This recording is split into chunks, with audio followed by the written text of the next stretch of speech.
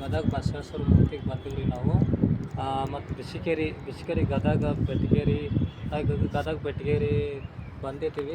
ಗದಗ ಬೆಟಗೇರಿಗೆ ಬಂದೀವಿ ರೀ. ಟಿಕೆಟ್ 20 ರೂಪಾಯಿ ಇದೆ ಒಳಗೆ ಬರೋಕ್ಕೆ.